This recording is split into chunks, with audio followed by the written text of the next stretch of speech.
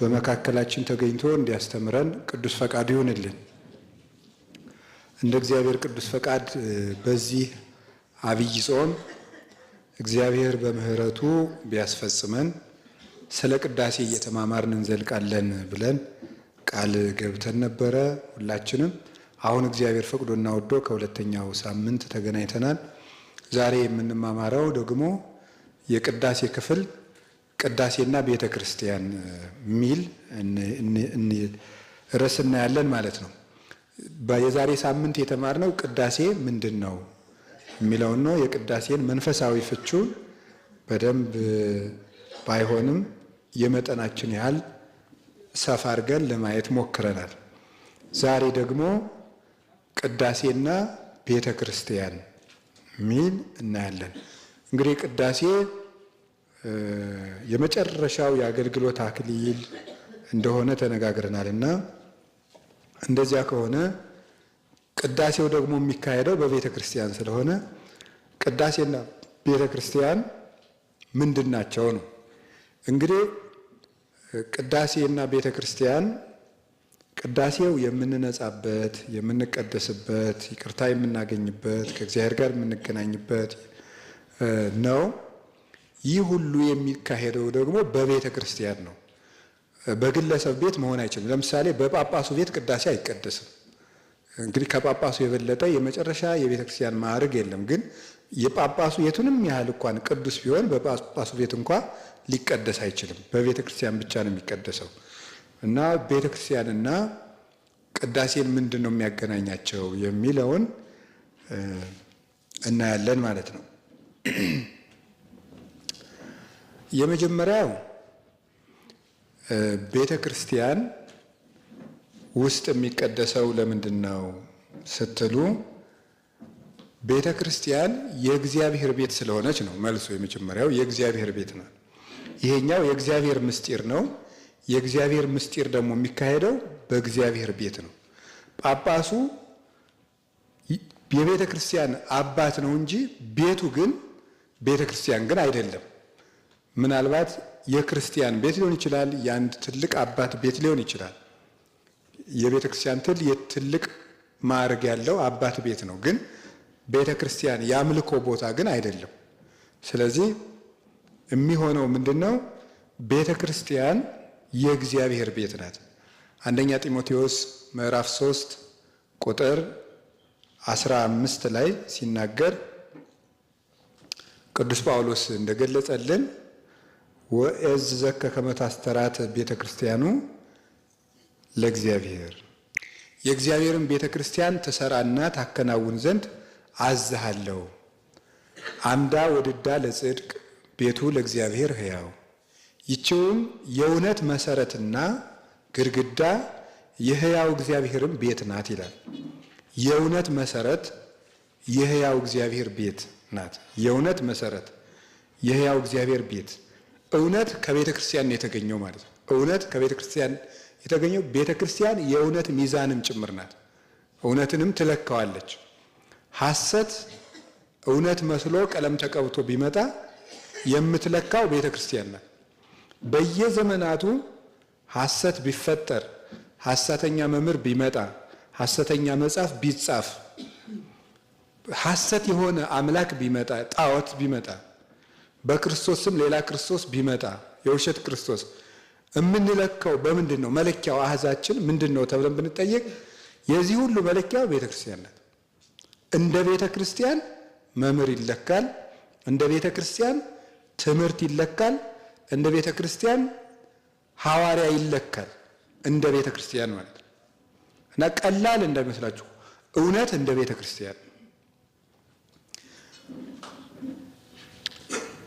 አሃዊነይትም መንዋ ለኩላ መንፈስ አላ መክርዋ ለመንፈስ ለማህበ እግዚአብሔር ይእቲ ይላል ሐዋርያው ቅዱስ ዮሐንስ በመልእክቱ ሲናገር፣ ወንድሞቻችን መንፈስን ሁሉ አትመኑ፣ መንፈስ ከእግዚአብሔር እንደሆነ መርምሩ እንጂ ይላል።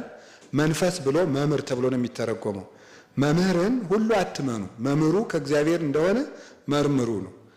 መምህሩ ከእግዚአብሔር እንደሆነ በምንድን ነው የምንመረምረው? መንፈስን አትመኑ የተባለው መምህር ነው። ወይም ትምህርት መንፈስ ይባላል። በነገራችን ላይ ትምህርት መንፈስ ይባላል፣ መምህርም መንፈስ ይባላል። እንደ አውዱ ማለት ነው። መንፈስን ሁሉ አትመኑ ሲል መምህራንን ሁሉ አትመኑ ሲል ነው። ታዲያ መምህራንን ሁሉ አትመኑ ሲባል መምህሩ ግን ከእግዚአብሔር እንደሆነ መርምራችሁ መኑ ተብሏል። እግዚአብሔር እየመጣ መምህር ገሌ ትክክል ነው መቼም ሊለን አይችልም። እንዴት ነው የምንለካው? አንድ መምህር የእግዚአብሔር መሆኑ የሚለካው በቤተ ክርስቲያን ነው የሚለካው። በቤተ ክርስቲያን አስተምህሮ ይለካል ማለት። ቤተ ክርስቲያን ባልን ጊዜ ምን ማለታችን ነው? በኋላ እንመጣበታለን። ቤተ ክርስቲያን የእውነት መሰረት ናት ብያቸዋለሁ። የእውነት መሰረትና የእውነት ሚዛን። ከዛ ደግሞ የሕያው እግዚአብሔር ቤት ናት። የሕያው እግዚአብሔር ቤት ቀላል አይደለም። ይሄ ዝም ብሎ የሚታይ አይደለም። የሕያው እግዚአብሔር ቤት ናት። ያ ማለት የግለሰቦች ሐሳብ የለባትም ነው። የሕያው እግዚአብሔር ቤት ናት ማለት ምን ማለት ነው? እግዚአብሔር ላይ የቆመች ናት ማለት ነው። እግዚአብሔር ላይ የቆመች ናት። የግለሰብ አስተምህሮም ፈቃድም ምኞትም ሊኖርባት አይችልም። እንደዚያ ያለባት ቤተ ክርስቲያን አትባልም፣ ድርጅት ነው የምትባለው ማለት ነው። ቤተ ክርስቲያን ለመባል አንዲት ቤተ ክርስቲያን እግዚአብሔር ላይ መቆም አለባት። ስለዚህ ጌታ የተናገረው ሁልጊዜ የለመድነው አንድ ኃይለ ቃል አለ አይደለም?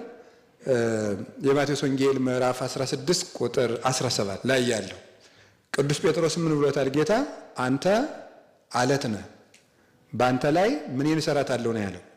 ቤተ ክርስቲያኔን እሰራታለሁ ብሎታል። አንተ አለት ነህ፣ በዚያች አለት ላይ ቤተ ክርስቲያኔን እሰራታለሁ።